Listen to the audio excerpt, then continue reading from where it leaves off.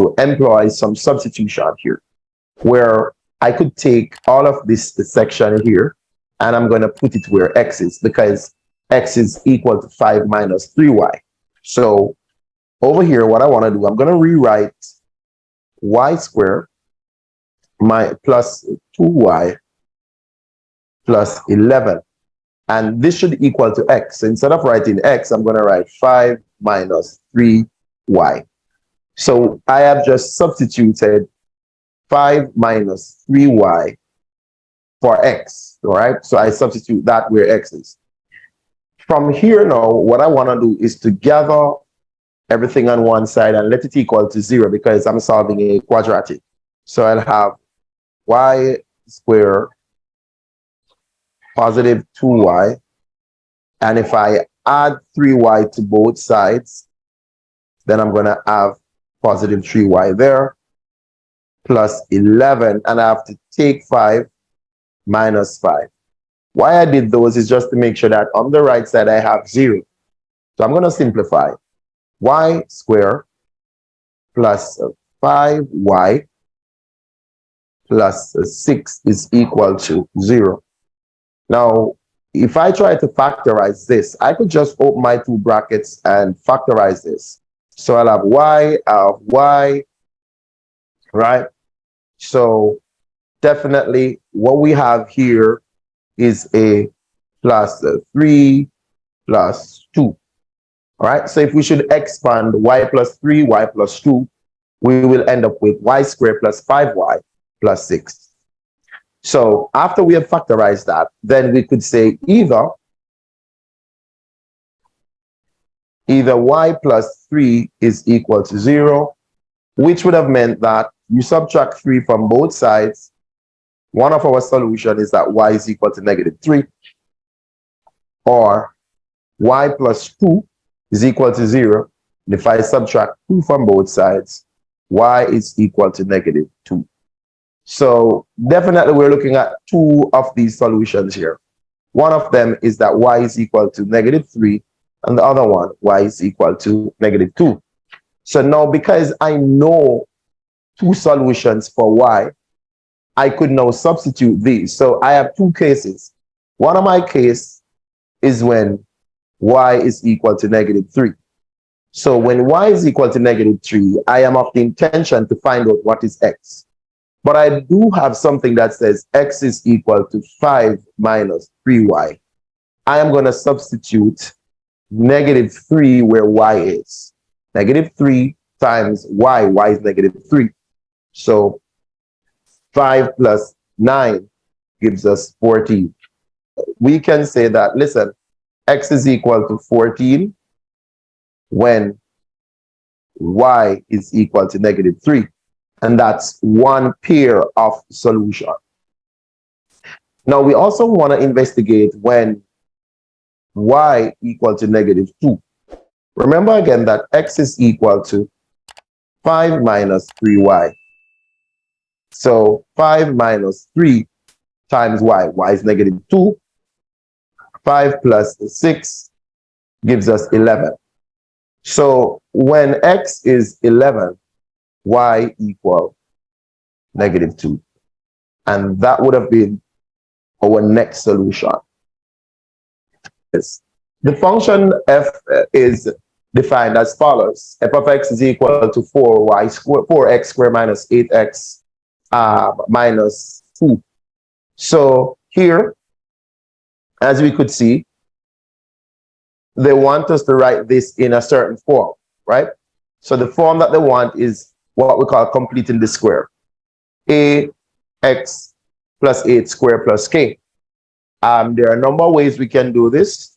We can use a formula, or we can do this using a quick algebra. So let me do it this way. So this method I'm going to do is the one that I'm going to isolate the square of x, making sure that I have 1. So I'm going to have to divide everything throughout by 4, because in order for me to do this the way I want to do it, the coefficient of the square must be 1. So then I'm going to divide everything by 4 to get that.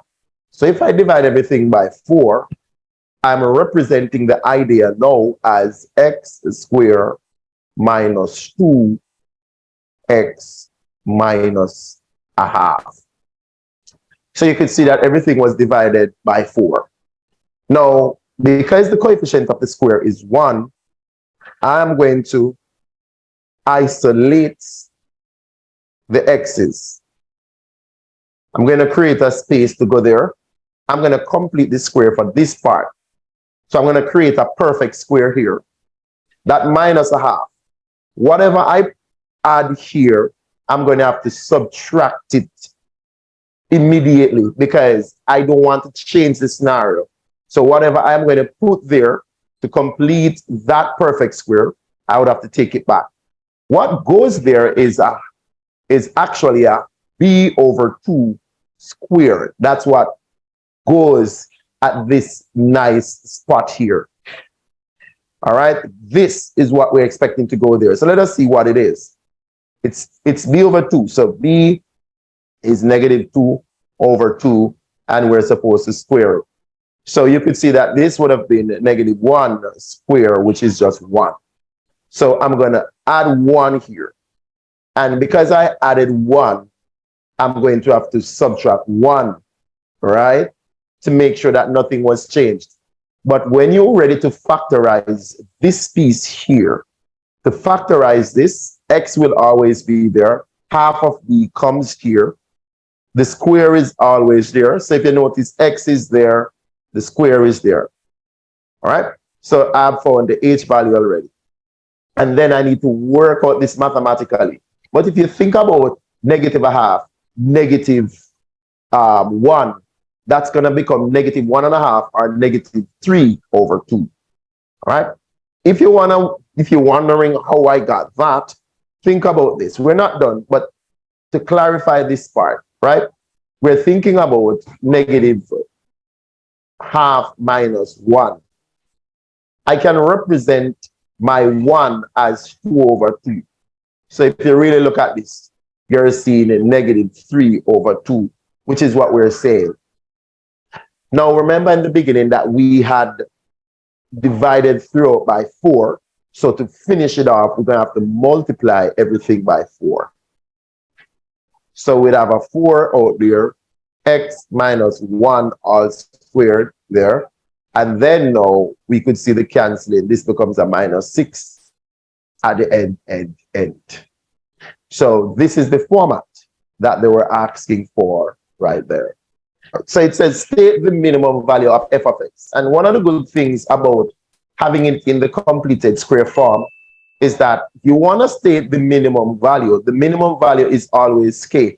So when you write the thing in the a x plus h square plus k, this here is always your minimum, or it could be your maximum as well.